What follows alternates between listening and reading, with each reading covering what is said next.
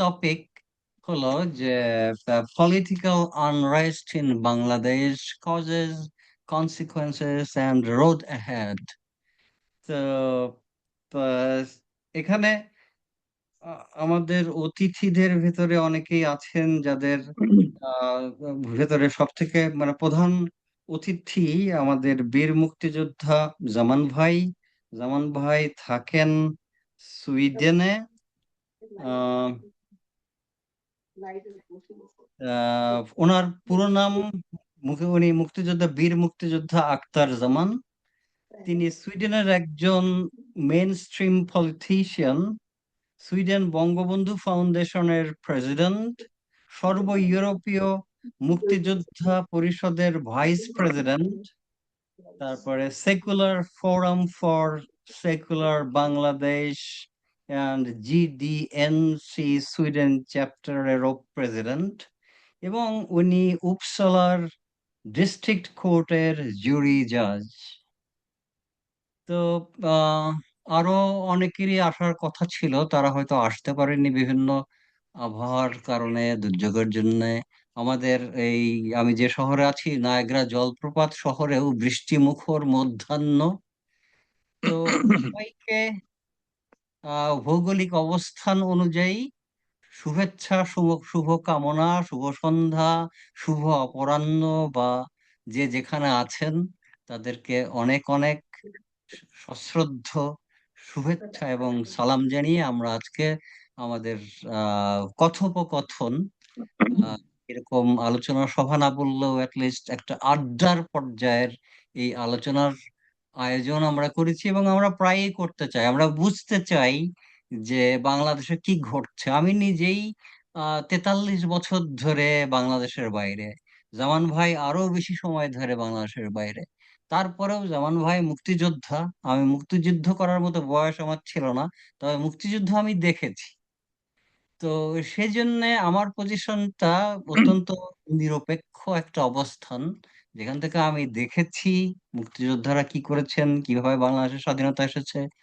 তো আমার জন্য একটা চরম পাওয়া, পরম পাওয়া, একজন বীর মুক্তিযোদ্ধার মুখে শোনার জন্য যে আহ ইদানিং কালে যে ঘটনাটা ঘটলো, শেখ হাসিনা সরকারের পতন এবং একটা অবৈধ সরকারের উত্থান।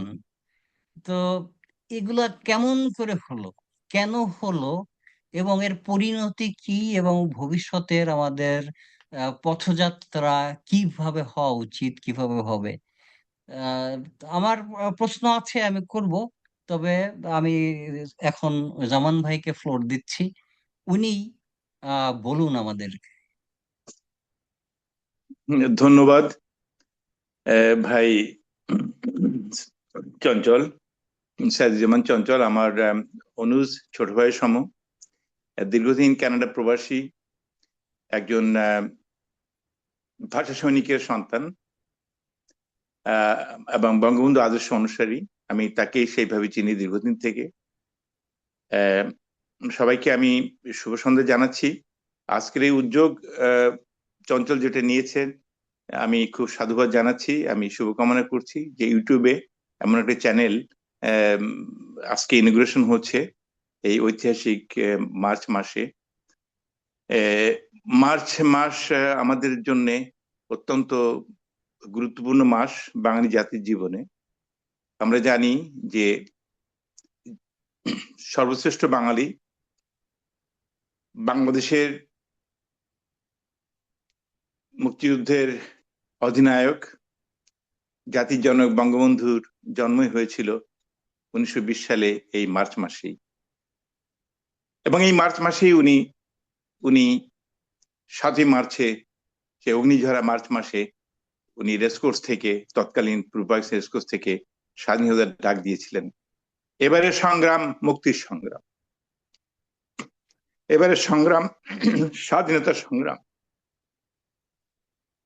আমি তখন যশোর সরকারি গভর্নমেন্ট কলেজে বিএসসি সেকেন্ড ইয়ারের ছাত্র।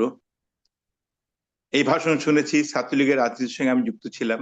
1969 সালে গণ আন্দোলনে ছাত্র সংগ্রাম পরিষদের সৈয়দ তুফাইল ভাইয়ের নেতৃত্বে আমরা সংগ্রাম করেছি ডিক্টেটর আইয়ুব শাহের এগেনস্টে, তার পতন হয়েছিল। বঙ্গবন্ধুকে আমরা ছাড়িয়ে এনেছিলাম 6 দফা আন্দোলনের পরে। এরপরে মার্চে যখন 7ই মার্চের সেই বজ্রকণ্ঠে ঘোষণা শোনার পরে আমরা সিদ্ধান্ত নিই যে আমাদেরকে আর কিছু করতে হবে। এখন আমরা গ্রিন সিগন্যাল পেয়ে গেছি, আমরা ভারতে চলে যাই। আমি ভারতে চলে যাই, দেরাদুন থেকে 2.5 মাসের আধুনিক গেরিলা ট্রেনিং করে বাংলাদেশে প্রবেশ করি বিএলএফ মুজিব বাহিনীর সংগঠনের পক্ষ থেকে। এবং এরপরে আমরা দায়িত্বপ্রাপ্ত হই মোহাম্মদপুর এবং শালিখা থানা, আমার জন্মস্থান মাগুরার মোহাম্মদপুর, মাগুরার শালিখাতে, এবং মোহাম্মদপুর এবং শালিখা মুক্ত করা পাক বাহিনীর হাত থেকে। এটা ছিল আমাদের প্রাথমিক দায়িত্ব। এরপরে অনেক যুদ্ধ করেছি, আমার পাশ থেকে আমার সহযোগী মুক্তিযোদ্ধা বন্ধুরা যারা শহীদ হয়ে গেছে, সেটা অনেক কাহিনী, আমি সেখানে যাচ্ছি না। আমি থাকতে চাচ্ছি আজকে বাংলাদেশে এই 54 বছর পরে যে পট পরিবর্তন হলো 5ই আগস্টের পরে, আনরেস্ট সিচুয়েশন বাংলাদেশ, আমাদের আজকে যে আলোচনার ক্যাপশন, আমি ওখানেই থাকতে চাই। এবং সেই সাথে 3টা বিষয় নিয়ে আজকে ভাই চঞ্চল আলোচনা করতে চান এই ওয়েবিনারে। সেটা হচ্ছে যে cause, consequences and road ahead. আমি চেষ্টা করব অবজেক্টিভ আলোচনা দিয়েই আমার আলোচনা আমি আমি আমি বর্ধিত করব। তবে শুরুতে আমি, যেহেতু মার্চ মাস, আমি সেই সর্বযুগের সর্বশ্রেষ্ঠ বাঙালি জাতির জনক বঙ্গবন্ধুকে আমি শ্রদ্ধা জ্ঞাপন করছি। আমি 1971 সালে মুক্তিযুদ্ধে শহীদ যারা হয়েছেন তাদের সকলকে, আমার সহযোগী শহীদ বন্ধু এবং ভাইরা, এবং যে 2.5 লাখ মা বোনেরা সম্মানহানি করেছিল, সব শহীদের স্মরণে আজকে আমি আমার এই অনুষ্ঠানে আমার বক্তব্য আমি শুরু করছি। এমনকি জুলাইয়ের অগাস্টের পট পরিবর্তনের পরে যে কোনো কারণেই তারা নিহত হোক না কেন, সেই ছাত্র জনতা, শিশু পর্যন্ত, তাদের আত্মারও আমি মাগফিরাত কামনা করছি আজকে এই মুহূর্তে। এখন প্রশ্ন হচ্ছে যে 5ই আগস্টে একটা সরকারের পতন হলো, শেখ হাসিনার নেতৃত্বে আওয়ামী লীগ সরকারের পতন হলো। এটার কারণটা কি? এবং কারণ হিসেবে বলতে গেলে দৃশ্যত কারণ এবং অদৃশ্য কারণ, অনেকগুলো কারণের কথাই এখানে আমি উল্লেখ করতে পারি আমার অবজারভেশনে।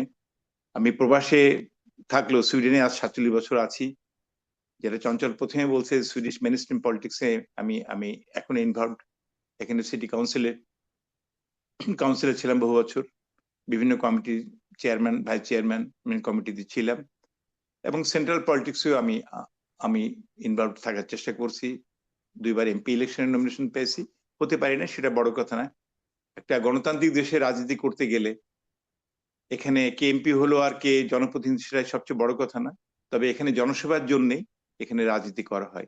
আমাদের দেশের মতো কালচার সাউথ ইস্ট এশিয়া বা পৃথিবীর বিভিন্ন দেশে ওইটা না যে রাজনীতি মানেই হুন্ডা গন্ডা, পকেট লুটতরাজ আর চাঁদাবাজি, এটা ঠিক নয় আর কি। তো সেই জন্য আমি একটা গণতান্ত্রিক চেতনা আমি সবসময় আমার ভিতরে অনুভব করি, এবং সেই শিক্ষাটা আমার ভিতরে আমি পাইছি।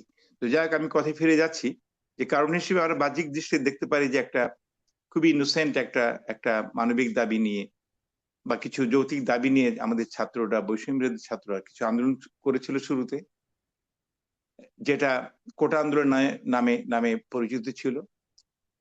আমাদের তৎকালীন সরকার এটাকে হ্যান্ডেল করার চেষ্টা করছে, এবং এটা যেহেতু একটা কোর্টের মাধ্যমে নিষ্পত্তি হওয়ার কথা ছিল, সেটা হয়ে গেছে। মোটামুটি একটা নিষ্পত্তি ছিল আমরা যতটুকু আমি দেখেছি বা আমরা জেনেছি।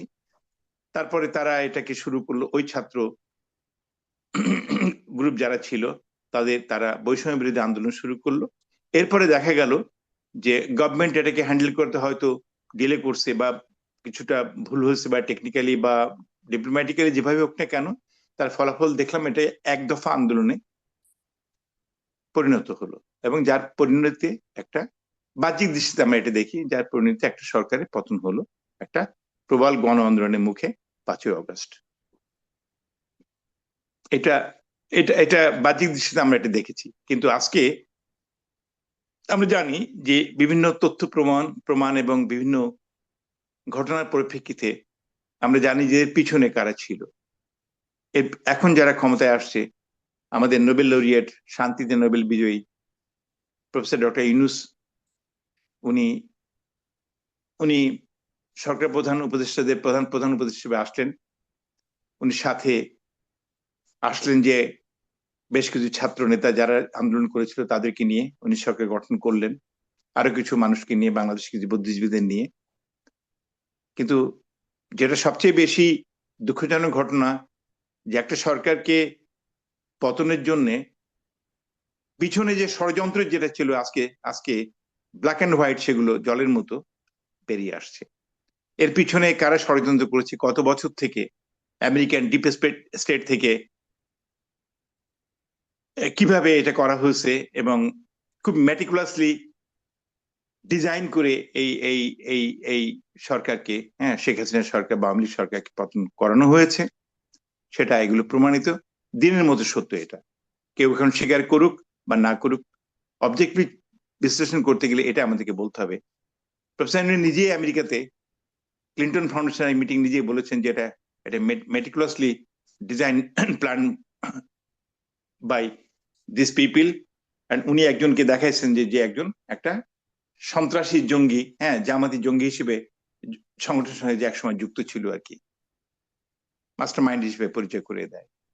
এবং পরবর্তীতে কিছুদিন আগেও আমরা দেখেছি যে ডিপ স্টেটের কাজগুলা ইউএসএড কাদের মাধ্যমে বাংলাদেশে, যেটা newly elected president second time Donald Trump বলেছেন যে কারা এর পিছনে যুক্ত আছে, বাংলাদেশে কোন সংগঠনের দুজন ব্যক্তি $29 মিলিয়ন পেয়েছে, এবং কিভাবে এই পয়সাগুলো, হ্যাঁ, একটা সরকারের পতনের জন্য গণতন্ত্র উন্নয়নের নাম নিয়ে এটা বলা হয়েছে, বাট ইনসাইড কিভাবে এগুলো কাজ করছে এগুলো আমরা জানি, এগুলো সব বেরিয়ে আসছে। তো এখন এই ক্ষেত্রে বলা চলে যে একটা একটা অবৈধ সরকার, একটা অবৈধ সরকার বাংলাদেশে এই মুহূর্তে বিরাজ করতেছে, এবং এর পিছনে কিছু পটভূমিকা ছিল। কেন আজকে এক দফা আন্দোলন, সরকার বিরোধী এক দফা আন্দোলনে এটা পরিণত হলো একটা ইনোসেন্টলি বলা চলে যে যে কোটা বিরোধী আন্দোলন থেকে, তার বেশ কিছু পটভূমিকা ছিল বিগত সরকার আমলে, সেটা আমাকে বলতেই হবে। আমি নিজেকে একজন একজন মুক্তিযোদ্ধা এবং বঙ্গবন্ধু আদর্শ সৈনিক হিসেবে আমি নিজেকে দাবি করি, সেই হিসেবে সে আদর্শে আমি বিশ্বাস করি। তো আমাকে বলতে গেলে অবশ্যই ইম্পার্শিয়াল হতে হবে, অবজেক্টিভলি আমাকে আলোচনা করতে হবে। আমি যেটা দেখেছি আমার পর্যবেক্ষণে, আমাদের বিগত সরকারের 15.5 বছর আমলে অনেক সাফল্যের মাঝখানে, অনেক উন্নয়নের সাফল্য, অনেক কিছু সাফল্যের মাঝখানেও বেশ কিছু ত্রুটি ভুলভ্রান্তি আমাদের সরকারের, বিগত সরকারের হয়েছে।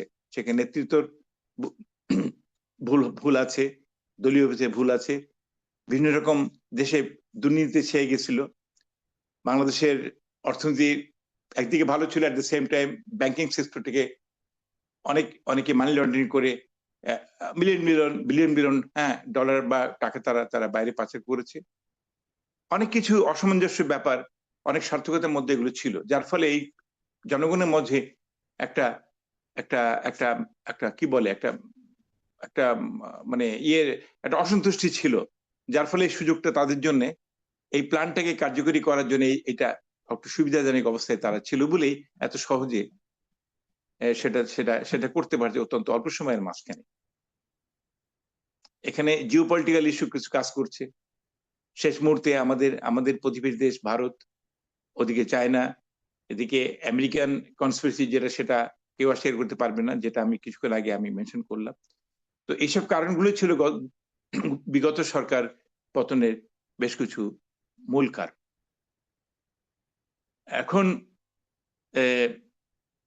এখন একটা দেশ, আজকে আমরা আমরা আজ 54 বছর বাংলাদেশের মুক্তিযুদ্ধে স্বাধীনতা অর্জন করেছি আমরা অনেক রক্তের বিনিময়ে, কিন্তু আমাদের লক্ষ্যে অবশ্যই আমরা লক্ষ্যে পৌঁছতে পারি নাই। আমাদের অনেকগুলো অর্জনের মাঝখানে অনেক কিছু অপূর্ণতা রয়ে গেছিল, যেমন আমাদের দেশের নির্বাচন সিস্টেম, যেটা একটা একটা কখনো একটা প্রাতিষ্ঠানিক রূপ পায় নাই। আইন শৃঙ্খলা পরিস্থিতি ল অ্যান্ড অর্ডার। আমি নিজে বহু বছর থেকে সুইডিশ কোর্টে আমি বিচারিক কাজে নিয়োজিত।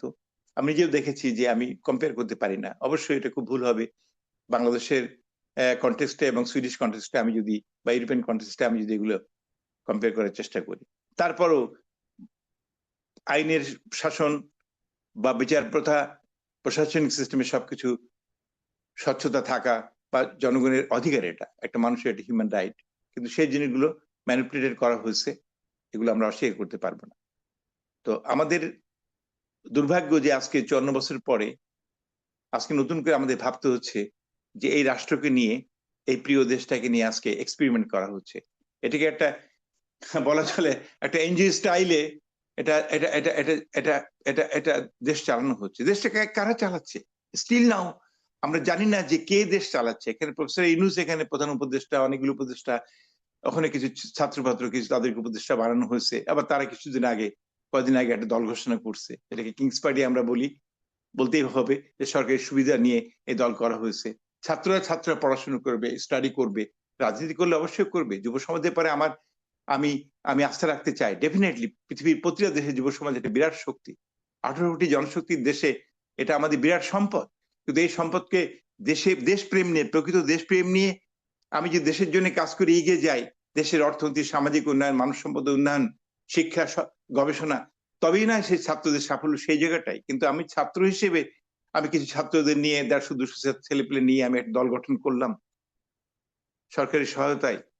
তাহলে এটার ভবিষ্যৎ কি, বা এটা দিয়ে কতখানি তারা যেগুলো প্রমাণ করছে, শুরুতেই তারা যে কাজগুলো এখানে তারা করেছে আমরা যেগুলো দেখতে পাইছি, যে যে যে এক একটা উপদেষ্টা বা যারা এই এই এই কমিটির মধ্যে আছে, বা বৈষম্য বিরোধী ছাত্র আন্দোলনের যারা যুক্ত, বাইরে বা ভিতরে যারা সরকারি ক্ষমতায় যারা এখন আছে, তারা কেউ সৎভাবে কাজ করছে এ পর্যন্ত প্রমাণ করতে পারেনি তারা। এই 7 মাসে দেশের অবস্থা অত্যন্ত খারাপ। মানুষ চেয়েছিল একরকম ডেফিনেটলি।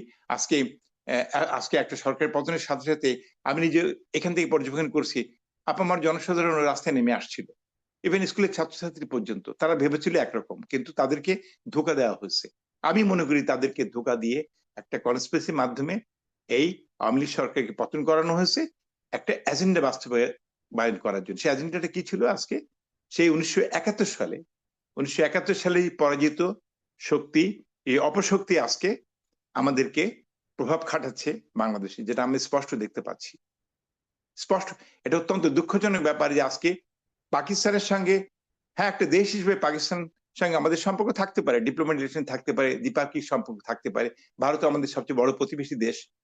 71-এর মুক্তিযুদ্ধে ভারত আমাদেরকে সাহায্য করেছিল অস্ত্র দিয়ে, আমাদের প্রশিক্ষণ দিয়ে। ভারত আমাদেরকে সাহায্য করেছিল 1 কোটি রিফিউজিকে আশ্রয় দিয়ে। ভারত সাহায্য করেছিল আজকে সারা বিশ্বে ইন্দিরা গান্ধী জন্ম সৃষ্টি করে আজকে বঙ্গবন্ধুকে মুক্ত করার জন্য পাকিস্তানের কারাগার থেকে। আজকে সেই পাকিস্তানি 90,000 সোলজার যখন ভারত সৈন্য বা আমাদের যৌথ বাহিনীর কাছে আজকে সারেন্ডার করে, তো সেই প্রতিশোধ, সেই অপমানের প্রতিশোধ তারা নেওয়ার সুযোগ সবসময় খুঁজতেছিল, এবং সেই সুযোগটা আজকে করে দিয়েছে এই প্রফেসর ইউনূস।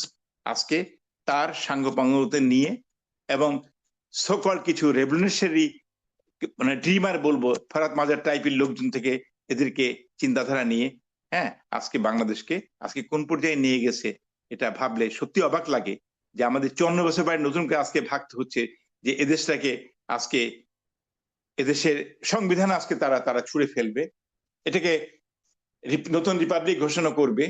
1971-এর চেতনাকে তারা ধ্বংস করে দেওয়া হয়েছে, এবং একত্রে সবকিছুকে তারা ধ্বংস করে দিবে, দিয়ে আজকে তারা একটা পাকিস্তানি ভাবধারার একটা ভাবধারা বাংলাদেশকে আজকে নিয়ে যাওয়ার, সেই পর্যায়ে নিয়ে যাওয়ার জন্য সব রকম প্রচেষ্টা তারা করে ফেলেছে। আমরা দেখছি যে মাত্র কিছুদিন আগেও পাকিস্তানের আইএসআই, যারা আমাদেরকে কখনোই আমাদের ভালো চোখে দেখে নাই, পাকিস্তানের রাজনৈতিক অবস্থা আভ্যন্তরীণ অত্যন্ত খারাপ। পাকিস্তান থেকে আভ্যন্তরীণ রাজনৈতিক কারণে যে বেলুচিস্তান সেখান থেকে বেরিয়ে যাওয়ার সম্ভাবনা আছে। তাদের অর্থনৈতিক অবস্থা, তাদের সবকিছু থেকে, সামাজিক অবস্থা থেকে আমরা অনেক উপরে ছিলাম, অনেক ইন্ডেক্সে আমরা তাদের থেকে উপরে ছিলাম। এমনকি গত পরশুদিন অমর্ত্য সেনের কথাও শুনতে ভালো লাগে, যে উনি অনেক কথাই বলেছেন বাংলাদেশ সম্পর্কে। একজন প্রকৃত নোবেল লরিয়েট অর্থনীতিতে। আমি প্রকৃত বলবো যে উনি যে কথা বলছেন যে না আমাদের ভারতের, আমরা বাংলাদেশের অর্থনীতি বা বাংলাদেশ ছিল ভারতের থেকেও ভালো হতে চলছিল আর কি। তো উনিও খুব ব্যথিত বাংলাদেশ সিচুয়েশনে, যদিও ফরমালি উনি বলছেন যে প্রফেসর ইউনূস তার বন্ধু, আমি তার শুভকামনা করি ইত্যাদি ইত্যাদি, দিস এন্ড দ্যাট। তো এখন সেই বাংলা সেই সেই সেই আমরা দেখলাম কি আজকে পাকিস্তানের আইএসআই জেনারেল বাংলাদেশে ঘুরছে। আজকে তারা তারা পাকিস্তানের হাই কমিশনার শাটেল করে আজকে নর্থ থেকে সাউথ বাংলাদেশে ঘুরতেছে, বিভিন্ন জায়গায় তারা মিটিং করছে, আইএসআই জেনারেল এখানে আসতেছে। আজকে তারা আমাদের সেভেন সিস্টার অঞ্চলে যাচ্ছে, আজকে তারা এখানে যাচ্ছে, আরে নর্থ বেঙ্গলে যে তারা তারা চিকেন নেকের ওখানে যে তারা তারা তারা তারা পার্সোনালি তারা সেখানে যাচ্ছে। তাদের একটা ষড়যন্ত্র এখানে কাজ করছে, যেভাবে হোক না কেন ট্রেনিং দিচ্ছে আমরা শুনছি। পাকিস্তান থেকে জাহাজ আসতেছে, পাকিস্তান থেকে বিভিন্ন রকম ইয়ে লোকজন এখানে এখানে এখানে এখানে এখানে তারা আসতেছে। এইটা কি এটা কি আমরা আমরা আমরা চেয়েছিলাম যে আজকে 54 বছর পরে আজকে পাকিস্তান আমাদেরকে তাদের করায়ত্তের মধ্যে নেবে?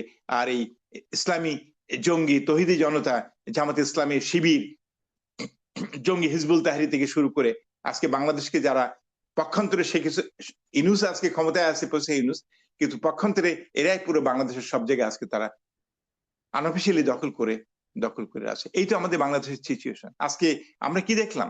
32 নম্বর আজকে আজকে ভেঙে গুড়িয়ে দেয়া হলো। সেই 5 আগস্টের পরে 3 দিন যে অবস্থা ছিল বাংলাদেশে, এটা ভাবতে খুব কষ্ট লাগে। আমাদের সনাতনী ভাইদেরকে তাদেরকে মারা হয়েছে, তাদের বাড়িঘর লুট করা হয়েছে, তাদের মেয়েদেরকে ধর্ষণ করা হয়েছে, আগুন জ্বালিয়ে দেওয়া হয়েছে।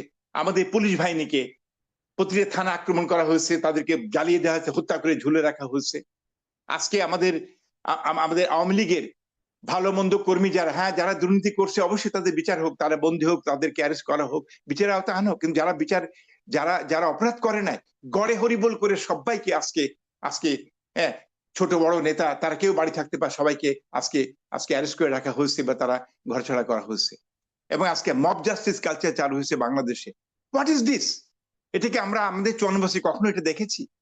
আইন শৃঙ্খলার পরিস্থিতি ভালো মন্দ সবসময় কম বেশি ছিল, কিন্তু মব জাস্টিস কি? গতকাল রাত্রেও আজকে তৌফিক রহমান সাহেবের ছেলের বউয়ের বাড়িতে গুলশানে আক্রমণ করা হয়েছে এখানে বসে। এবং এই সরকারের সবকিছু তারা দেখেও না দেখার ভান করে দেখছে, আবার মুখে বলছে আমরা এখানে আইন শৃঙ্খলার পরিস্থিতি আমরা উন্নতি করার চেষ্টা করব, কাউকে ছাড় দেওয়া হবে না। আরে ভাই, এটা হোয়াট ইজ দিস? এটা কি হচ্ছে বাংলাদেশে? সেনাপ্রধানও বলেছিল যেদিন যেদিন ক্ষমতা নেওয়ার পরে এদের শপথ অনুষ্ঠানে উনি ভাষণ দিয়েছিলেন, ওয়াকারুজ্জামান, যে আমি সর্বাত্মক চেষ্টা করবো এদেশে মানুষের জানমাল রক্ষা করার জন্য। উনি কি করেছেন? ওনার দায়িত্ব 32 নম্বর যেদিন যেদিন বুলডোজার ভেঙে গুড়িয়ে দেওয়া ওনার সোলজারের কাছেই ছিল, উনি ঠেকাতে পেরেছেন? আমাদের হিন্দু সম্প্রদায় সনাতনী ভাইদের পারে অত্যাচার করা হচ্ছে, সবাইকে মারা ধরা হচ্ছে, মব জাস্টিস করা হচ্ছে, মানুষকে মারতেছে কাটতেছে, হ্যাঁ এগুলো নিয়ে উনি উনি উনি ওনার সোলজাররা তারা কি ঠেকাতে পারছে এটা বসে? মানে মানে ইউনূসের সরকার এটা ঠেকাচ্ছে এখানে বসে, ইচ্ছে করে এটাকে ঘটতে দিচ্ছে। আমি জানি না এর এর এর কোন কোন পর্যায়ে, আরো কোন পর্যায়ে বাংলাদেশের অবস্থা আর কত খারাপ হচ্ছে। এত খারাপ অবস্থা যে মানুষ একটা আতঙ্কের মধ্যে আছে। মানুষের নিত্যনৈমিত্তিক জিনিসপত্রের দাম আজকে আগুন চড়া, মানুষের ভয়ের সংস্কৃতির মধ্যে এখানে এখানে আমরা পৌঁছে গেছি। সবাই একটা দিনে দুপুরে রাত্রে মানুষ বেরোতে পারে না। আজকে বাস ডাকাতি হয়, বাসের থেকে মেয়েদেরকে নিয়ে তাদেরকে রেপ করা হচ্ছে। আজকে একটা সনাতনী ধর্মের এক হিন্দু লিডার ইসকনের, তাকে বিনা বিচারে বিনা ইয়েতে তাকে হাজতে পুরে রাখা হয়েছে। এই মানুষটা কি অপরাধ করেছে আমার মাথায় খেলে না, আমরা বুঝতে পারি না যে তার অপরাধটা কোথায়। আজকে শাহরিয়ার কবিরের মতো মানুষ, যে বাংলাদেশে অসম্প্রীতি বাংলাদেশের জন্য যিনি সারা জীবন সংগ্রাম করে গেছে, ধর্মনিরপেক্ষ অসম্প্রদায় বাংলাদেশ, যে বাংলাদেশে একমাত্র আমাদের মুক্তির পথ আনতে পারে, যেটা বঙ্গবন্ধুর স্বপ্ন ছিল, আজকে তাকে একটা বয়স্ক মানুষ তাকে আটকে রাখা হয়েছে, তাকে জামিন দেওয়া হচ্ছে না। অপরাধটা তার কি? এক একজনের এগেনস্টে খুনের আসামি করে তাদেরকে রাখা হয়েছে, এবং একটা সকল, যেটাকে বলবো একটা সকল গণহত্যা। এই গণহত্যার সংজ্ঞা এরা এরা এরা কোনভাবে নেবে এটা বসে? অবশ্যই একটা একটা পুলিশ শান্তি রক্ষা করার জন্য পুলিশকে রাবার বুলেট ছুড়তে হয়েছে, পুলিশকে গ্রেনেড চার্জ করতে হয়েছে, হ্যাঁ, সেখানে পুলিশের ভিতরেও যে এখানে এখানে এখানে কোনো অনুচর ছিল না এইসব গুলি করার জন্য, যারা নিহত হয়েছে, হ্যাঁ, তাদের মধ্যে, সেটা তো আমরা আমরা আমরা তো জানি যে, কিন্তু এক্স্যাক্টলি কতজন মারা গেছে, কারা মারা গেছে, তাদের নামের লিস্ট, হ্যাঁ, আমরা আজও পর্যন্ত আমরা পাই না। এবং তাদেরকে যে অস্ত্র দিয়ে, আমি একজন গেরিলা, আমি জানি যে 7.62 স্নাইপার রাইফেলের এফেক্টটা কি এবং কাদের কাছে থাকতে পারে, এবং এটা আমরা প্রমাণিত। আমরা তখনই শুনছি, আজকে ব্রিগেডিয়ার জেনারেল সাখাওয়াত সাহেব উনি পরিষ্কার বলছেন, উনি যে এইখানে এই পুলিশের এর মধ্যে সিভিল ড্রেস পরা, হ্যাঁ, এই এই এই আর্মস ছিল, যে আর্মসটা আমাদের আমাদের আমাদের পুলিশ বাহিনী বা আমাদের আমাদের সেনাবাহিনী ব্যবহার করে না, আপনি ন্যাটো ফোর্স ছাড়া। তাহলে এটা কোত্থেকে আসলো? আমরা জানি যে এই কোত্থেকে আসছে, কাদের সঙ্গে দুবাইতে দেখা হয়েছে, এবং প্রফেসর নিজেও তাদের সঙ্গে যোগাযোগ রেখেছেন। তো এগুলা সবকিছু একটা পূর্ব পরিকল্পিত ষড়যন্ত্রের ফসল। আজকে দুর্ভাগ্য বাঙালি জাতির 18 কোটি মানুষের, যে আজকে আমরা এই পর্যায়ে এসে পৌঁছেছি। এর থেকে উত্তরণের উপায় কি? এত সহজে আমরা কি এটা বলতে পারবো? যে পর্যায়ে বাংলাদেশে এখন চলতেছে, এর থেকে কোথা থেকে আমরা আমরা আমরা আজকে এই এই এর থেকে উদ্ধার পেতে পারি? ডেফিনেটলি এক একজনের এক এক ধরনের মতামত থাকতে পারে। আমার পর্যবেক্ষণে, আমার দৃষ্টিতে, আমার কথা আমি এখানে বলবো। তো এই হচ্ছে বর্তমানে বাংলাদেশের সামগ্রিক অবস্থা। এটা আমি আবারও বলি, এটা দুর্ভাগ্য, আমাদের চরম দুর্ভাগ্য বাঙালি জাতি, যেখানে আমাদের শত কিছুর মাঝেও এই বাংলাদেশটাকে পৃথিবীর বুকে একটা অনন্য একটা স্থানে উপস্থিত হয়ে গেছিল, অর্থনৈতিক, সামাজিক, মানব সম্পদ উন্নয়নের সব দিক থেকে। এবং পাকিস্তানের দিক থেকে আমরা অনেক উপরে ছিলাম, অনেক দেশ থেকে, আফ্রিকা অনেক দেশ থেকে আমরা আমরা উপরে ছিলাম। আমাদের অনেক রাষ্ট্র পরিচালনা অনেক ভুল, আমি আবারও বলছি, ধোয়া তুলসী পাতা না, রাষ্ট্র পরিচালনায় অনেক ভুল ত্রুটি ছিল। এখানে নেতা নেত্রী, এটা এটা এটা ছিল। হয়তো উনি ভেবেছিলেন, বা আমাদের সরকার উনি ভেবেছিলেন হয়তো, যে যে ঠিক আছে, আমি দীর্ঘদিন ক্ষমতায়, হ্যাঁ, একটা দীর্ঘদিন ক্ষমতায় থেকে বাংলাদেশকে একটা পর্যায়ে আমি, তার টার্গেট ছিল, একটা স্বপ্ন ছিল, বাংলাদেশকে একটা পর্যায়ে নিয়ে আমি আমি সরে আসবো। কিন্তু ইনফ্যাক্ট আমরা প্রত্যাশা করেছিলাম, হয়তো ঠিক আছে, উন্নয়নের ধারাবাহিকতা রাখতে গেলে পরপর 2-3 টার্মে না থাকলে কোন সরকারি আমাদের মতো এশিয়ান কান্ট্রিতে, আফ্রিকান কান্ট্রিতে এটা সম্ভব হয় না। কারণ একটা সরকার যখন আসে এবং তাদের স্কিম চেঞ্জ হয়, প্রজেক্ট চেঞ্জ হয়, তখন আর নতুন করে আবার এগুলো হয়, সাস্টেনেবল হয় না। সেই ক্ষেত্রে কিন্তু তার ব্যাকসাইডটাও থাকে, একটা মানে ডেমোক্রেটিক একটা ইলেকশন, সবাই পার্টিসিপেটের মাধ্যমে সেটাও ব্যাহত হয়, কর্তৃত্ববাদ চলে আসে, যেটা আমাদের আমাদের সরকারের ভিতরে বা আমাদের নেতৃত্বের ভিতরে সেটা ছিল।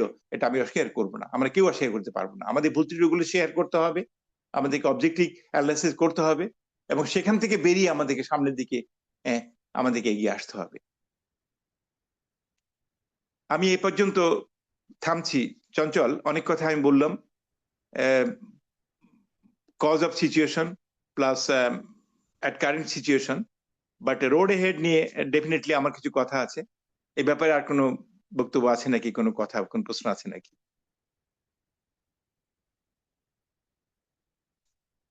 আমি শুনতে পাচ্ছি না, চঞ্চল। I forgot. হ্যাঁ, এখন হ্যাঁ, আমিও কিছু বলতে চাই, সরি, আমি আনমিউট করতে ভুলে গেছি আর কি। তো এখন আমি ব্যক্তিগতভাবে আমি নিজে কোশ্চিন কালেও রাজনীতি করিনি, কারণ যে ওকে। কলেজে পড়তাম সে কলেজে রাজনীতি নিষিদ্ধ ছিল। আমি নটরডেম কলেজে পড়তাম। তারপর থেকে তো আমি 1982 সাল থেকে বাংলাদেশের বাইরে। আমি এখনো রাজনীতি করছি না এবং ভবিষ্যতেও রাজনীতি করার কোনো ইচ্ছে নেই। তবে আমার বাবা রাজনীতি করেছেন। উনি সর্বকনিষ্ঠ ভাষা সৈনিক হিসেবে স্বীকৃত, এবং জননেত্রী শেখ হাসিনা বাবার সম্মানটুকু রেখেছেন। বাবার নামে রাস্তা তৈরি করে দিয়েছেন, বাবার প্রতিষ্ঠা করেছেন, কলেজ প্রতিষ্ঠা করেছেন, অনেক কিছুই করেছেন। চিন্তা করে দেখুন, একটা 16 বছরের ছেলে জেল খেটেছে ভাষা আন্দোলনে। তো অতএব তার ভেতরে তিনি কোনোদিন নীতিভ্রষ্ট হননি, কোনো কারণেই না। আমার বাবা আওয়ামী লীগের কাছ থেকে কিছু পেয়েছে তার জীবদ্দশায়, তা নয়, তিনি দিয়েছেন। এবং সত্যিকার অর্থে যেরকম উনি কোনোদিনও ওই আওয়ামী লীগ থেকে অন্য কোথাও যাননি, এইটুকু আমি বুকে হাত রেখে বলতে পারি। তো আমার প্রশ্ন হলো যে আপনি যে কথাগুলো বলছেন সেটা আমরা হয়তো বা এই আপনি যে কথা আমার খুব ভালো লেগেছে, যেরকম বার্ডস আই ভিউ থেকে দেখতে হবে সমগ্র পরিস্থিতিকে। তো আমার মনে হয় যে রুট কজটা কি, পাকিস্তান যে রুট কজ একা হতে পারে না, তা তো আমরা সবাই বুঝি। আমরা বুঝি এই কারণে বুঝি, বিশেষ করে বাংলাদেশের এই জুলাই মাসে অগাস্টে শেখ হাসিনার পতনের যে দৃশ্য, আমি যদি বাইরে থেকে দেখি, আমি যদি বার্ডস আই ভিউ থেকে দেখি, তাহলে আমি শতভাগ মিল পাই ইউক্রেনের ব্যাপারটা। ইউক্রেনের 2014 সালে যেরকম ইউক্রেনের নির্বাচিত, আইনত নির্বাচিত ওদের প্রেসিডেন্টকে উৎখাত করা হলো যেভাবে, ঠিক একইভাবে বাংলাদেশেও শেখ হাসিনাকে বাধ্য করা হলো দেশ ত্যাগ করতে, রাইট? তো সেখানে আমার মনে হয় যে পাকিস্তান হয়তোবা খোলা, কি কি বলে এটা, খোলা মাঠে গোল দেওয়ার চেষ্টা করেছে, কিন্তু মূল রট রুট কজ ইঙ্গো মার্কিন রাজনীতি। রাইট। এতে এতে তো কোনো সন্দেহ নাই। বাইডেন যাওয়ার আগে একটা মরণ ছোবল দিয়ে গেছে। হুম। তো এটা এটা আমার মতো অনেক মানুষই যারা রাজনীতির সঙ্গে জড়িত নয়, যারা সাধারণ মানুষ, তাদের সাধারণ বুদ্ধি বিবেচনা দিয়ে তারা এইভাবে দেখে, রাইট? তো এখন কথা হলো যে এরকম, এই কথা যে একেবারে পুরোপুরি মিথ্যে তাও নয়, অনেক প্রমাণ আছে। যে প্রেসিডেন্ট ডোনাল্ড ট্রাম্প নিজেই বলেছে রাইট। বাংলাদেশে 30 মিলিয়ন ডলার খরচ করা হয়েছে। অতএব তারাই যে আমেরিকায় যে যুক্তরাষ্ট্রই যে এরকম প্রধান ভূমিকা পালন করেছে, তাতেও কোনো সন্দেহ নেই। আচ্ছা, এখন কথা হলো যে আহ আর একটা জিনিস আমি দেখেছি আমার পর্যবেক্ষণ অনুযায়ী, যে এখন এই মোহাম্মদ ইউনূস সাহেবের যে আহ, এই কি বলবো গোষ্ঠী, বা আমি জানি না, যেরকম বিমান ছিনতাইকারীদের যেরকম একটা ক্রু থাকে, সেরকম গোত্র, একটা কিছু। তো ক্রু। সেইগুলো, না আপনি তো আবার জামান ভাইয়ের আর একটা পরিচয় আমার দেওয়া হয়নি, উনি কিন্তু বৈমানিক। উনি উনি বিমান চালাতে জানেন। তো সেই জন্য এই বিমান ছিনতাইয়ের কথাটা আমার মাথায় আসলো, যে ব্যাপারটা অনেকটা ওইরকমই। একটা বিমান ছিনতাই করে নিয়ে তারা বলছে যে, তারা কন্ডিশন দিচ্ছে যে এই ব্যাপার আমরা হুম, হুম, সংস্কার করব। সংস্কারের নামে কি হচ্ছে, ওখানে জিন্নার ছবি পুজো করা হচ্ছে, হুম, right? তো এই সংস্কার বাঙালি মেনে নিতে পারে না। পাকিস্তান কোথায় এবং বাংলাদেশ কোথায়, ভৌগোলিক অবস্থান আমাদের কোথায়, দুই দেশের ভিতরে কোন রকমের বর্ডার নেই। পাকিস্তান আমাদের জন্মসূত্র, সেই পাকিস্তানের সঙ্গে আমাদের কোনোদিন বন্ধুত্বের করমর্দন সম্ভব নয়, রাইট? তো আহ, যা যার মুখে যাই হোক, তো কথায় কথায় মানে আসল কথা থেকে হয়তো আবার সরে যাচ্ছি। তো আমার মূল কথা হলো যে এই মোহাম্মদ ইউনূস সাহেবের সাঙ্গপাঙ্গদের অধিকাংশই ছিলেন আওয়ামী লীগের এই কিছুদিন আগেও। বড় বড় কথা বলেছে, যেরকম জয় বাংলা, জয় বঙ্গবন্ধু, হুম, বঙ্গবন্ধুর জন্য জান দিয়ে দিতে পারি, এ পারি সে পারি। তারপরে তারা এখন সুর বদলেছে, যেরকম না বঙ্গবন্ধু ঠিক ছিল, তার মেয়েটা খারাপ, তার মেয়েটা ফ্যাসিস্ট, শেখ হাসিনা ফ্যাসিস্ট। তো আমার কথা হলো যে আমি বিজ্ঞানের ছাত্র ভাই, আমি ওই ওই সমস্ত আবেগের কথা থেকে আমি মনে করি যেরকম যে কোনো জিনিসেরই আহ কিছু কিছু টেস্ট থাকে, রাইট? হুম, তো আপনি যদি রাইট। কাউকে ফ্যাসিস্ট বলেন, আপনি হিটলারকে ফ্যাসিস্ট বলতে পারেন, মুসোলিনিকে ফ্যাসিস্ট ঠিকই বলতে পারেন, সেজন্য বলতে পারি। নির্দিষ্ট কিছু টেস্ট করে দেখা দরকার লাগে। যে শেখ হাসিনা কি করেছে, রাইট? তো যার কারণে তাকে তাকে ফ্যাসিস্ট বলা যেতে পারে। তো তার ভিতরে একটা আহ, যদি বলা যায়, সেটা হলো কনসলিডেটেড সেন্ট্রাল পাওয়ার, অ্যাবসলিউট পাওয়ার। তো সেটা তো আমার মনে হয় না যে বাংলাদেশে ছিল। আমি বাইরে থেকে যতদূর, যতবার শুনেছি শেখ হাসিনার বক্তৃতা শুনেছি, পার্লামেন্ট ছিল, জুডিশিয়ারি কোর্ট, বিচার টিচার সবকিছুই ছিল। শুধু তাই নয়, বাংলাদেশের চরম শত্রু জামাতে ইসলাম পর্যন্ত, কে পর্যন্ত সুযোগ দিয়েছেন শেখ হাসিনা। তো তাহলে এই রাইট। যে ফান্ডামেন্টাল প্রথম টেস্টেই টেস্টটাই ফেল করে তাকে ফ্যাসিস্ট হিসাবে ইয়ে করা। আরেকটা আরেকটা টেস্টের আরেকটা সেকেন্ড যদি বলেন, তাহলে পাওয়ার খাটিয়ে মাইনরিটিকে বাধ্য করে কোনো কিছু করা। উল্টো শেখ হাসিনা হিন্দু, বৌদ্ধ বা অন্যান্য যে সমস্ত হুম, মাইনরিটি আছে, তাদের সুযোগ বেশি দিয়েছেন। অতএব আমরা কোন ইসে বলবো? তারপর আরো একটা পয়েন্ট আছে যে শেখ হাসিনা যদি নিজস্ব বিশেষ সামরিক বাহিনী ব্যবহার করে তার ইনফ্লুয়েন্স যদি ইয়ে করার চেষ্টা করত, তাহলেও তাকে ফ্যাসিস্ট বলা যেত। তিনি তা করেছেন। বাংলাদেশের শেখ হাসিনার নিজস্ব কোনো পুলিশ বাহিনী বা মিলিটারি বাহিনী থাকলে তার ওইভাবে পালিয়ে যেতে হয় না। আর রাইট। আরো একটা পয়েন্ট যেটা আমি বলতে চাই, যে সেটা হলো যে এডুকেশন সিস্টেম। তো যদি ফ্যাসিস্ট ডিকটেটর হতেন শেখ হাসিনা, তাহলে বাংলাদেশে মাদ্রাসার অস্তিত্ব থাকতো না। থাকতো না। রাইট। রাইট? তো রাইট। তা তো নয়, বরং শেখ হাসিনা প্রত্যেকটা গ্রামে মসজিদ তৈরি করেছেন। মডেল মসজিদ। তো এই যে এই সমস্ত টেস্ট গুলোর কথা আমি বলছি, কোন টেস্টেই শেখ হাসিনাকে বলা যায় না যে তিনি ফ্যাসিস্ট। আমি বলতে পারি না। বলুন কেউ, অনেকেই আছেন যারা বাংলাদেশে আছেন, অনেকেই আমাকে ফেসবুকে লেখেন, বলেন যে এরকম ভাই, ওই বিদেশ থেকে দেখে অনেক কিছু বলা যায়, আপনি দেশে এসে দেখেন তিনি কি করেছেন। আমি জানি তিনি কি করতে পারেন। আমি বালক বয়সে তাকে দেখেছি, তার বাবাকে দেখেছি, তাদের বাড়িতে গেছি, যেমন ভাই জানেন এই সমস্ত ইতিহাস। তো তা নিয়ে আমি আলোচনা করতে চাই না। আমি একজন সাধারণ মানুষ, সাধারণ মানুষ হিসেবেই থাকতে চাই। আমি শতভাগ নিশ্চিত শেখ হাসিনার মতো লিডার বাংলাদেশের ইতিহাসে, কেন এই পুরা ভারতের ইতিহাসে প্রথম। এরকম কেউ নেই এবং কেউ আসবেও না। শেখ হাসিনার বয়স হয়েছে, রাইট? তো ওনার কি এমন দায় পড়েছে নিজের জীবনকে বাজি রেখে বাঙালিকে ভালো রাখতে?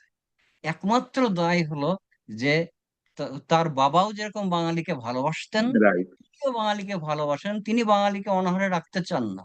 কার আমলে এত উন্নতি হয়েছে? বা এই পদ্মা সেতু বলেন, মেট্রো রেল বলেন, এ বলেন সে বলেন, তো এগুলা তো শেখ হাসিনার নিজের জন্য কোনো দরকার ছিল না। তিনি বাঙালিকে ভালোবেসেই তো করেছেন। আর আমরা বাঙালিরা জানি যে কাউকে যদি আপনি উপকার করেন, তাহলে চপেটাঘাত আপনাকেই খেতে হবে। এটা তো খেতে পরিষ্কার, হবে। রাইট। রাইট? রাইট। তো তারপরে আরো আরো বড় কথা হলো, যে যেগুলো স্থূল ব্যাপারগুলো নিয়ে আমি বলছি, যে শেখ হাসিনা যদি ফ্যাসিস্ট হতেন, তাহলে আমরা আহ এই ডিক্লারেশনটা প্রথম শুনতে পেতাম বিদেশি বিদেশি সরকারগুলোর কাছ থেকে, বিদেশ থেকে শুনতে পেতাম, বাংলাদেশের কয়েকটা ছাত্রদের কাছ থেকে নয়। রাইট? যদি উনি অত্যাচারী হতেন, অত্যাচার করে আসছেন, তখন যুক্তরাষ্ট্র বলতো যে এরকম বাংলাদেশে শেখ হাসিনা অত্যাচার করছে। যুক্তরাষ্ট্র রাইট। থেকেও আমরা সেরকম কোনো কিছু শুনিনি। ইংল্যান্ড, ইউকে থেকে কোনো কিছু শুনিনি, ফ্রান্স থেকে কোনো কিছু শুনিনি। হঠাৎ করে কয়েকটা ছাত্র বলছে যেরকম আমাদের আর উপায় নাই, সমস্ত জাতি এক হয়ে গেছে। আমি আপনি কি জাতির একটা ইয়ে একজন নই? অবশ্যই। এই যে বাংলাদেশের যে উন্নয়নের যে চরম শিখরে আমরা চলে গেছিলাম, তো সেখান থেকে সেইভাবেই চরম পতন হচ্ছে। এই যে মোহাম্মদ ইউনূস সাহেব, আপনি নোবেলের কথা বলেন আর যাই বলেন, এখন আমার একটা প্রিয় কথা কি জানেন, যে এরকম Nobel Nobel prize is not Nobel anymore, right? তো যখন যখন যেদিন আহ মিখাইল সের্গেভিচ গার্বাচেভ যেদিন নোবেল পেলেন, সেদিন থেকেই শান্তিতে নোবেল এর উপরে আমার সমস্ত মানে সম্মান শ্রদ্ধা সবকিছু আমি হারিয়ে ফেলেছি। এবং শুধু ইয়ে কেন, গার্বাচেভই বা কেন, ওবামা, কতজন আছে যারাই অশান্তি কিসিঞ্জার, করেছে, কিসিঞ্জার পর্যন্ত কিসিঞ্জার পর্যন্ত যারাই অশান্তি করেছে, তারাই তারাই শান্তি নোবেল পেয়েছে। তারাই তা তারাই এখন মূলত নোবেল পেয়েছে। আচ্ছা, আর একটি ব্যাপার, এটা তো বললাম যে আমার মতে, আমার দৃষ্টিতে শেখ হাসিনা আহ কে কি বলবো, যেরকম আহ, উনি না থাকলে তখন প্রতিটা বাঙালি কাঁদবে। যেরকম স্ট্যালিনের মৃত্যুর পরে প্রতিটা রাশান কেঁদেছে, রাজশাহী ঠিক পেয়েছে। সেরকম হলো। তো দাঁত থাকতে দাঁতের মর্ম তো বাঙালি বুঝবে না।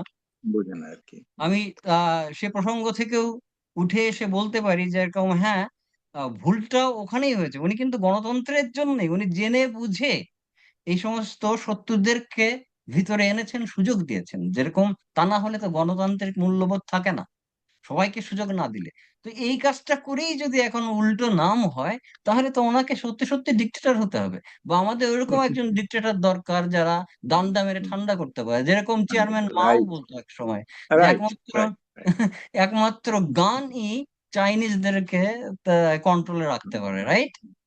তো এই সমস্ত প্রশ্নের উত্তর আমি খুঁজে পাই না। আমি এগেন বলছি, আমি রাজনীতিবিদ নই, কোনোদিন রাজনীতি করিনি, এবং রাজনীতি এখনো করছি না এবং ভবিষ্যতেও করব না। আমি সাধারণ বাঙালি নাগরিক, বাংলাদেশী নাগরিক এবং বাঙালি। তো সেই হিসাবেই আমার জাস্ট কৌতূহলের জন্য এগুলো এগুলো জানা। আহ, রাইট। চঞ্চল, থ্যাংক ইউ বেশ কিছু কমেন্টের জন্য এবং সুন্দর অ্যানালাইসিস জন্য। আমি নিজেই বলবো যে আমি শুনছি চঞ্চলের সমস্ত রাজনীতি হওয়ার প্রয়োজন নাই ভাই।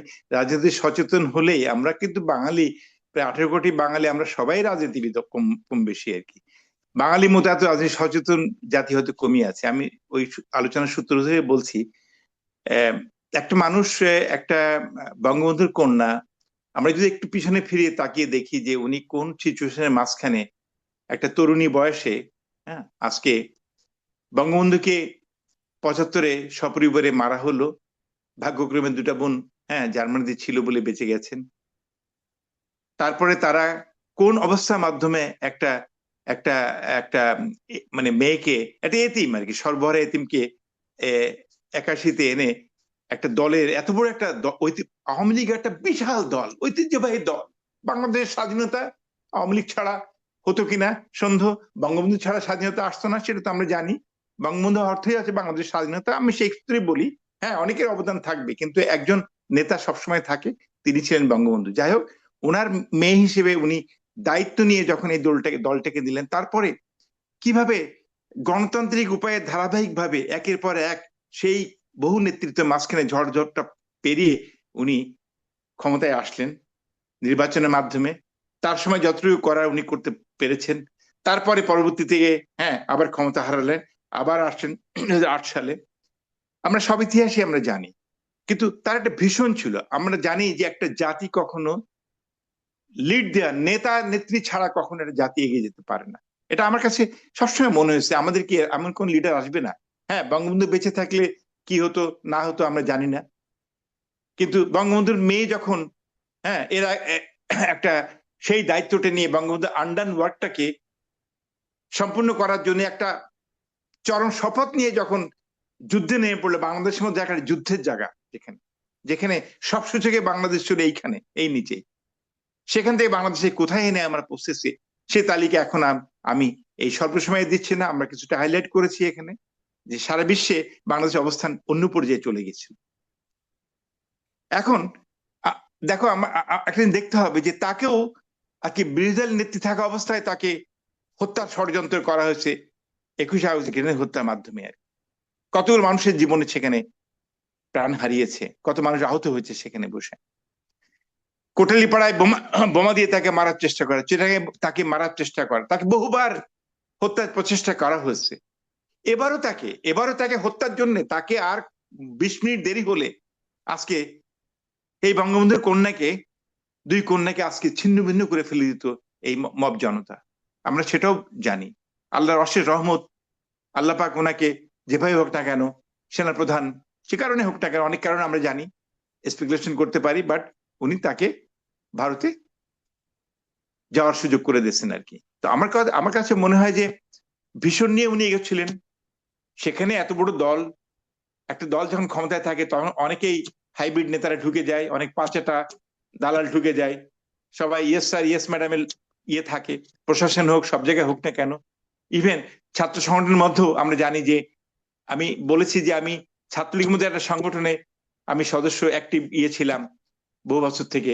হ্যাঁ, কিন্তু আমি লক্ষ্য করেছি যে 1990-এর গণ আন্দোলনের পরের থেকে আর ছাত্র রাজনীতি বলে কিছু ছিল না ওই পর্যন্ত। তখন বলা যায় এরশাদ পতনের আন্দোলন পর্যন্ত আর কি। ইভেন এর আগে 75-এর পরে যখন জাগো দল থেকে শুরু করে সেক্টর কমান্ডার, হ্যাঁ, বঙ্গবন্ধুর পক্ষে স্বাধীনতার ঘোষণা পাঠকারী, হ্যাঁ, মেজর জিয়াও একটা দল গঠন করে আজকে সেই দল একটা বাংলাদেশের একটা বিরাট দলে পরিণত হয়েছে। আমি আমি সবার পরে আমি শ্রদ্ধা রেখে বলছি এখানে যে এখানে বিরোধী দল যারা আছে তারাও তাদের পুরোপুরি ভূমিকা পালন করতে পারে নাই। এতে বিরোধী দলের থেকে, হ্যাঁ, ক্ষমতায় থেকে সেই বিরোধী দলের নেতাকে আজকে হত্যা করার প্রচেষ্টা করা হয়েছিল, ভাগ্যক্রমে উনি বেঁচে গেছেন। এবং দুর্ভাগ্য আজকে এই সরকার, এই সোকল অবৈধ অন্তর্বর্তী সরকার, যাদেরকে যাই বলি না কেন, সেই শান্তির পায়রা দূত, নোবেল প্রাইজ বিজয়ী ইউনূস সরকার আমলে সেই তাদের সবাইকে আজকে ছেড়ে দেওয়া হয়েছে। আজকে প্রত্যেককে, এখানে যত রকম জঙ্গিবাদী ছিল তাদের সবাইকে জেল থেকে ছেড়ে দেওয়া হয়েছে। অস্ত্র ভেঙে প্রতিটা অস্ত্র তারা তারা আজকে সিভিলিয়ান পিপলের কাছে পৌঁছে গেছে। আজকে আমরা কি দেখছি এখানে বসে? আজকে বাংলাদেশে যে মব জাস্টিস কালচার যেটা যেটা যেটা যেটা চালু হয়েছে, হ্যাঁ, সেটা সেটা কি আইনের শাসন বলে কোনো কিছু নাই? আজকে ছাত্ররা যে আজকে আজকে হাইকোর্টের বিচারপতিদের আজকে বলে যে অমুকে লিস্ট ধরায় দেয়, অমুকে আজকে পদত্যাগ করতে হবে, ইউনিভার্সিটি ভিসিদেরকে আজকে আঙুলের ইশারায় বলে যে তোমাদেরকে মানে আজকে কোন সেক্টরে তাদের তারা এই ছেলেগুলোকে নিয়ে ইউনূস সাহেব যে যে যে খেলা খেলতেছে, আমি বলবো যে খেলা উনি খেলতেছে, খেলে বাংলাদেশকে কোন পর্যায়ে নিয়ে গেছেন। শেখ হাসিনা, আমি আগেও বলেছি, আমার বক্তব্যের মাঝে বলেছি, দলের মাঝে এত বড় দল চালাতে গেলে হ্যাঁ অনেক কিছু নিয়ে ওনাকে চিন্তা করতে, ওনাকে ভাবতে হয়েছে, অনেক ভুল ত্রুটি ওনার ওনার ওনার হতে পারে, হয়েছে, সেগুলো আমরা দেখেছি আর কি। যার ফলে আজকে আজকে আমার একটা গ্রাউন্ড তৈরি হয়ে গেছিল যে মানুষকে একটা মানে কি বলে সাইবার ওয়ারের মাধ্যমে, একটা মিথ্যা প্ররোচনার মাধ্যমে, সামাজিক যোগাযোগ মাধ্যমে ফেসবুক থেকে শুরু করে হ্যাঁ এমন প্রচার শুরু করা হয়েছে যে শেখ হাসিনা হাজার হাজার মানুষকে হেলিকপ্টার দিয়ে মারতেছে, গুলি করে মারতেছে। এখানে আবু সাইদ বুক চাতে দেশে যে আবু সাইদকে মৃত্যুর পরে সমস্ত জায়গায় লক্ষ লক্ষ সাইট থেকে, তাদের পেড সাইট থেকে তাদেরকে বিভিন্ন জায়গা থেকে ইউরোপ আমেরিকা থেকে ছড়াই দেওয়া হচ্ছে, এগুলো ভাইরাল হচ্ছে, লোকে দেখে সেন্টিমেন্টে লাগছে এখানে বসে। কিন্তু আমরা জানি যে আজকে রাবারের বুলেটে কোনো মানুষ মরতে পারে না। রাবারের বুলেটে সে আমাদের চোখের সামনে দেখছি সাইদ, হ্যাঁ সাইদের মৃত্যু দুঃখজনক ব্যাপার, অবশ্যই সাইদ শুভ হোক, যেই হোক না কেন, যারা মারা গেছে সবার জন্য আমি দুঃখ প্রকাশ করছি, কিন্তু তারা কিভাবে মৃত্যুবরণ করছে তার কোনো তদন্ত আজ পর্যন্ত বেরিয়ে আসে নাই। যে কারা মেরেছে, হ্যাঁ কারা আমি মেরেছে আমরা আমরা তো আমি বুঝতে নিশ্চয়ই পারি, তো শেখ জানছি এখানে হাসিনার বসে। শেখ স্নাইপার রাইফেল হাসিনার দিয়ে পাশে 7.62 দিয়ে, এবং শুভকে যখন মারা হয় পুলিশ মারছে, বলছে শুভ ছিল মিছিলের মাঝখানে, মিছিলের মাঝখান থেকে কিভাবে গুলি করে মারা হয়। ভাই চঞ্চল, এগুলো সব জলের মতো পরিষ্কার, কিন্তু আমরা কিছু বলতে পারছে না। বাংলাদেশে কোনো নিউজ পেপার কোনো কিছু প্রকাশ করতে পারছে না, লিখতে পারছে না। প্রতিটা টেলিভিশন, প্রগতিশীল টেলিভিশন যারা স্বাধীনতা সপক্ষে শক্তি যারা ছিল, সবাইকে সেখানে তাদের লোক বসানো হয়েছে। প্রতিটা জায়গায় জামাতের কর্তৃত্বকে বসানো হয়েছে। প্রতিটা জায়গায় আজকে আজকে আজকে কথা বলা, বাস্তব কথা কেউ কিছু জানতে পারছে না। কিন্তু আমরা আমাদের বুদ্ধি দিয়ে বিবেচনা বেছে নিতে হবে যে ইউটিউবে নিউজ হোক, যে কোনো চ্যানেল নিউজ হোক না কেন, আমাদেরকে এই এই জ্ঞান বুদ্ধি বুঝতে হবে যে what is right and wrong, black and white কি, সেটা আমাদেরকে বুঝতে হবে, সেভাবে আমাদের অ্যাক্ট করতে হবে। তো আসলে উনি হয়তো, আমি আবারও বলি, উনি উনি উনি চেয়েছিলেন, উনি বলছিলেন জিরো টলারেন্স দুর্নীতির বিরুদ্ধে, কিন্তু উনি সেটা করতে পারেন নাই। অনেক কিছু জিনিসকে ওনাকে ট্যাকেল করতে হয়েছে। আজকে পররাষ্ট্র নীতিতে বাংলাদেশ সেই বঙ্গবন্ধু নীতি উনি অনুসরণের চেষ্টা করছে, সবার সঙ্গে বন্ধুত্ব, কারোর সঙ্গে বৈরিতা নয়।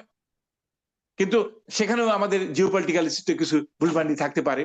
তো অনেক কিছু, অনেকগুলো ফ্যাক্টর এখানে রোল প্লে করছে, পটভূমিকায় তৈরি হয়েছিল, এবং এই ষড়যন্ত্র করে আজকে তাকে ক্ষমতা থেকে নামানো হয়েছে। আমি যদি হ্যাঁ বুঝতাম যে না, দেশের মানুষ ভালো আছে, ভালো কিছুর জন্য সবাই প্রত্যাশা করতে পারে।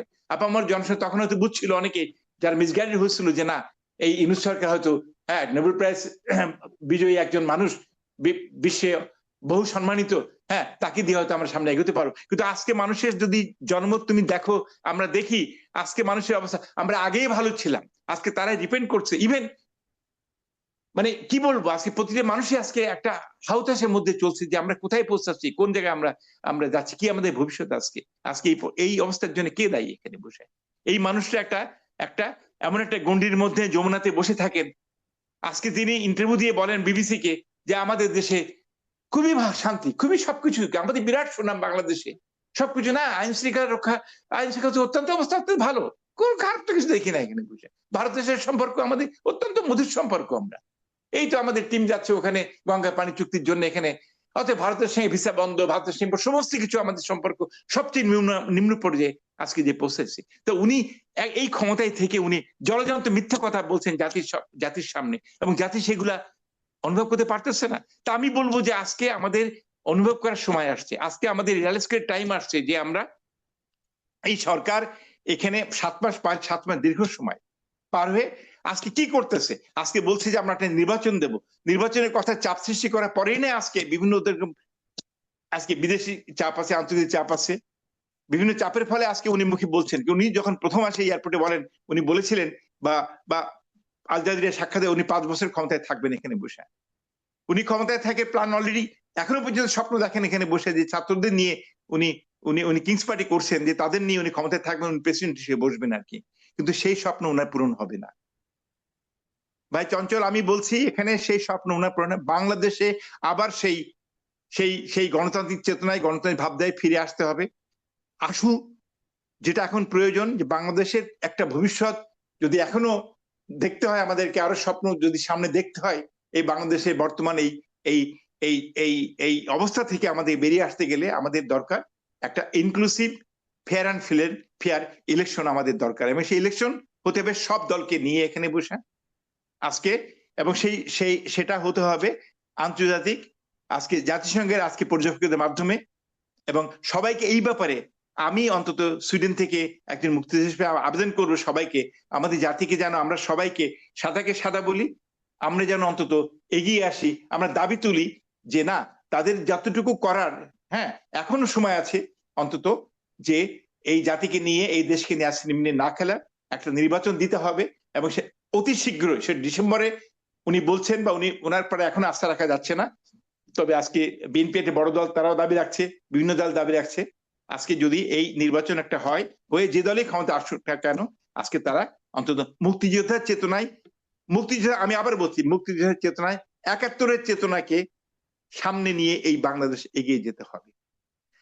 যদি মানুষ এখনো ভাবে যে ৭১-এর চেতনাকে ধ্বংস করে দিয়ে, বঙ্গবন্ধুর ভাস্কর্য ধ্বংস করে, ৩২ ধ্বংস করে দিয়ে ৭১-এর চেতনা এবং স্পিরিটকে বাংলাদেশের মানুষকে মুছে দেওয়া হবে, তাহলে মানুষ ভুল করতেছে। এই বাংলাদেশ কখনোই মানুষ আপামার জনসন সেটা মেনে নেবে না। হ্যাঁ হ্যাঁ, এই জামাতিরাই যারা আজকে পরাজিত শক্তি ছিল, সেই পাকিস্তানের তাবেদার বসংবাদ, সেই রাজাকার আল শামসরা, আজকে হ্যাঁ তারাই একমাত্র এটা চায় না, তারাই চাচ্ছে আজকে এই এই এই এই সকল ছাত্রদের সহযোগিতায় বা ইউনিসেফের সহযোগিতায় আজকে বাংলা পাকিস্তানি ভাবধারে ফেরত নেওয়ার জন্য, কিন্তু সেই সুযোগ হবে না। আমি মনে করি যে আমাদের এখনো সচেতন হয়ে, হ্যাঁ আমাদের দাবি নিয়ে আমাদের উঠে পড়া উচিত, আমাদের আমাদের আমাদের দাবি তোলা উচিত যে না, একটা নির্বাচন দাও, এবং সেই নির্বাচনে সবাই ভোটাধিকার প্রয়োগ করবে নিঃসংক চিত্তে, এবং ইনক্লুসিভ ইলেকশন সেখানে দিতে হবে। আর এই যে গণহত্যার দায় নিয়ে যে তাদেরকে বিচার করা হচ্ছে, একটা ফার্স ছাড়া আর কিছু না। কারণ আমি নিজে সুইডেন পার্লামেন্টে, ইউরোপিয়ান পার্লামেন্টে এই গণহত্যার দাবি নিয়ে ঘাতক দল মিল কমিটির প্রেসিডেন্ট হিসেবে শাহরিয়ার ভাইয়ের নেতৃত্বে অনেক কাজে আমরা করেছি, জনমত সৃষ্টি করার ব্যাপারে অনেক কাজ আমরা করেছি, সেই কথা আমি এখানে সংক্ষেপে বলতে চাচ্ছি না। কিন্তু আমার কাছে কথা হচ্ছে সেই সেই সেই সেই সেই বাংলাদেশ, হ্যাঁ সেই বাংলাদেশ আমরা দেখতে চাই, যে বাংলাদেশে আজকে অন্তত একটা স্বপ্নের বাংলাদেশ, যে বাংলাদেশ আমরা সামনের দিকে সুখী সমৃদ্ধিশীল বাংলাদেশ, অর্থনীতি থেকে সামাজিক সব দিক থেকে যেন যেভাবে এগিয়ে যাচ্ছিল, কিন্তু দুর্নীতিকে আজকে রোধ করতে হবে। পুরোপুরি কখনো কমিয়ে আনা সম্ভব না, জিরো টলারেন্স আমরা যতই বলি না কেন, যতদূর সম্ভব কমিয়ে এনে সৎ থেকে, রাজনীতিবিদদের সৎ হয়ে, হ্যাঁ সততা নিয়ে শুধু দেশ সেবা করার জন্যই তাদেরকে আজকে জনপ্রতিনিধিরা আসতে হবে। আমাদের বেশ কিছু রিফরমেশনের প্রয়োজন আছে। এরা বলছে সংস্কার করবে, বড় বড় কমিটি এখানে বসানো হয়েছে, হ্যাঁ অবশ্যই আমাদের নির্বাচন কমিশনের মধ্যে, হ্যাঁ নির্বাচন ব্যবস্থায় আমাদের কিছু সংস্কার আনতে হবে, আসুক। আমাদের পুলিশ বাহিনীর মধ্যে আজকে সংস্কার আনতে হবে, আমাদের বিচার বিভাগের মধ্যে সংস্কার আনতে হবে। বাট এই সংস্কার এই অবৈধ সরকার, অন্তর্বর্তী সরকার কখনোই সম্ভব না, এর বৈধতা কখনোই পাবে না। যতটুকু না করলে নয়, সেটা দ্রুত করতে হবে, করে একটা দ্রুত নির্বাচন দিয়ে অন্তত জনপ্রতিনিধির কাছে আজকে ক্ষমতা ফিরিয়ে দিতে হবে। আমরা যতই বলি না কেন, বাংলাদেশের প্রধান বৃহৎ রাজনৈতিক দল আওয়ামী লীগ, বিএনপি, অন্যান্য রাজনৈতিক দল আছে, অনেক ছোট বড় রাজনৈতিক দল হয়েছে এখানে বসে, নাম সর্বস্ব অনেক প্যাট সর্বস্ব রাজনৈতিক দল আছে, আমি কাউকে আন্ডারমাইন করছি না, রাজনীতি করার অধিকার সবারই আছে একটা গণতান্ত্রিক দেশে। কিন্তু সেই দেশকে, দেশপ্রেম নিয়ে, দেশের ভালোর জন্য ছোট হোক বড় দল যেই হোক না কেন, তাদের সবাই উচিত হবে অন্তত এই দেশকে সামনের দিকে এগিয়ে নিয়ে বাংলাদেশের অন্তত সমৃদ্ধি, সুখী সমৃদ্ধি পথে, এবং বাংলাদেশের যে চার মূলনীতি, যেটা আমরা যতই বলি না কেন সংবিধান ছুঁড়ে ফেলে দেব, আজকে আমরা রিপাবলিক ঘোষণা করব, দ্বিতীয় স্বাধীনতা হয়েছে আমাদের ইয়েতে আগস্টে, এসব ফালতু কথা, আমি আবারও বলি, এসব ফালতু কথা ছেড়ে দিয়ে মানুষ যেন এই ফালতু বড়ি, হজমের বড়ি না খেয়ে, মানুষের উচিত হবে সবাইকে অন্তত জেগে ওঠা, যে না আসো একটা সবাই মিলে আমরা দাবি রাখি, আমরা রাস্তায় নামি, প্রয়োজনে দাবি রেখে অন্তত একটা নির্বাচন সামনে আসুক, এবং বাংলাদেশের 4 মূল মন্ত্রকে নিয়ে আমাদেরকে, হ্যাঁ মূল যে 4 স্তম্ভ নিয়ে এগিয়ে যেতে হবে। অসাম্প্রদায়িক, ধর্মনিরপেক্ষ বাংলাদেশ, গণতান্ত্রিক ইয়েতে সামাজিক ন্যায়পরায়ণতা থাকবে, সামাজিক সুব্যবস্থা সবার জন্য থাকবে, এই 4টে নীতির ভিত্তিতে বাংলাদেশ এগিয়ে যাবে, এর বাইরে কিছু হতে পারে না। একজন মুক্তিযোদ্ধা হিসেবে আমার জীবনে, আমার আজ 73 বছর পড়তে যাচ্ছি আমি, আমার জীবনে মৃত্যুর আগে এই স্বপ্ন আমি বাস্তবায়ন দেখে যেতে চাই। আমার আর কোনো কিছু চাওয়া পাওয়ার কখনোই ছিল না, আজও নাই, ভবিষ্যতে থাকবে না। এই আমার শেষ কথা। তো আমি আর সংক্ষেপে আমার শেষ কথাটুকু বলি। তো আমার শেষ কথা হলো যে আমি মনে করি যে বাংলাদেশের অস্তিত্ব এবং বাংলাদেশ আওয়ামী লীগের অস্তিত্ব ওতপ্রোতভাবে জড়িত। আওয়ামী লীগ ছাড়া বাংলাদেশে শান্তি কখনোই কোনোভাবেই ফিরে আসতে পারে না, এটা আমার ব্যক্তিগত ধারণা। হ্যাঁ, অবশ্যই বিরোধী দল দল আছে, থাকবে, ইত্যাদি ইত্যাদি। আমরা বিরোধী দলের কার্যকলাপ অতীতে দেখেছি। আমরা বড় বড় দলকেও দেখেছি পাকিস্তানের সঙ্গে পাকিস্তানি সুরে কথা বলতে দেখেছি। শুধুমাত্র আওয়ামী লীগই বলেনি। এক, দুই নাম্বার কথা আমি বলতে চাই যে এই বাংলাদেশের এখনকার শেখ হাসিনার পতনের ব্যাপারটা একেবারে এক্স্যাক্টলি ইউক্রেন রাশিয়ার ব্যাপারটার সঙ্গে মিলে যায়। অতএব সেখান থেকে আমাদের শিক্ষা নিয়ে বুঝতে হবে যে রাশিয়া যেমন কিছুতেই তার পাশে, তার পাশের বাড়িতে একটা জঙ্গি সংস্থাকে ঠাঁই দেবে না, একইভাবে ইন্ডিয়াও দেবে না, দিতে পারে না। রাইট? তো আমরা তো দেখেছি ইউক্রেনকে তো সমস্ত পৃথিবী সাপোর্ট করেছে। ইউরোপ, আমেরিকা সবাই সাপোর্ট করেছে, করে কি কিছু করতে পেরেছে? পারে না, এবং এটা পারা সম্ভব নয়, কারণ এটাই হলো প্রকৃতির নিয়ম। তো বাংলাদেশে বসে জঙ্গি গোষ্ঠী বা জঙ্গিপন্থী কোন রাজনৈতিক দল ক্ষমতায় থাকতে পারে না, কিছুতেই পারে না। এটা আজ হোক কাল হোক, সেটার ধ্বংস হবেই হবে। তো আমি বিশ্বাস করি, যদিও আমার কথাগুলো অত্যন্ত এক্সট্রিম শোনায়, আই নো দ্যাট, কিন্তু তারপরেও আমি বলি যে বাংলাদেশ এবং বাংলাদেশ আওয়ামী লীগ এ দুটো ওতপ্রোতভাবে জড়িত। বাংলাদেশের অস্তিত্ব রক্ষা করতে একমাত্র বাংলাদেশ আওয়ামী লীগই পারবে, তবে সত্যিকার বাংলাদেশ আওয়ামী লীগ হতে হবে। এখন ব্যাপারটা হলো আওয়ামী লীগের ভিতরে ওই যে মিইজম একটা ব্যাপার আছে। প্রতিটি আওয়ামী লীগার মনে করে যে সে নিজেই আওয়ামী লীগার, তার কোনো দায়িত্ব নয় আর একজন আওয়ামী পন্থী ভাইয়ের সঙ্গে। এই সৌভ্রাতৃত্বটুকু আমাদের আওয়ামী লীগের ভেতরে নাই। তো এটা অবশ্যই তৈরি করতে হবে, এটা হলো ফার্স্ট স্টেপ। তো তো অনেক অনেক কথা আমরা বললাম, এবং ভবিষ্যতে এরকম আড্ডা হলে ভালোই হবে আমার মনে হয়। তো জয় বাংলা, জয় বঙ্গবন্ধু। অনেক ধন্যবাদ বীর মুক্তিযোদ্ধা, আমার শ্রদ্ধেয় বড় ভাই আখতার জামান ভাই। তাহলে আজকের মতো এখানেই আমরা র্যাপ আপ করি। ধন্যবাদ চঞ্চল। আমি আবারও বলি সেই সেই সেই কালজয়ী স্লোগানটা, জয় বাংলা, জয় বঙ্গবন্ধু। জয় যে বাংলা, স্লোগান জয় থেকে আমরা বঙ্গবন্ধু। 71-এর স্বাধীনতা যুদ্ধে আমরা দারুণ স্পিড পেতাম আর কি। ভালো আমার থেকো, প্রতিদিনের সবাইকে প্রার্থনায়, আমাকে আমার প্রতিদিনের প্রার্থনায় আছেন জননেত্রী শেখ হাসিনা। তিনি সুস্থ থাকুন। সবাইকে এটাই শুভকামনা। ধন্যবাদ ভাই চঞ্চল। এটাই আবার দেখা হবে, কথা হবে অন্য সময়। নিশ্চয়ই আবার হবে।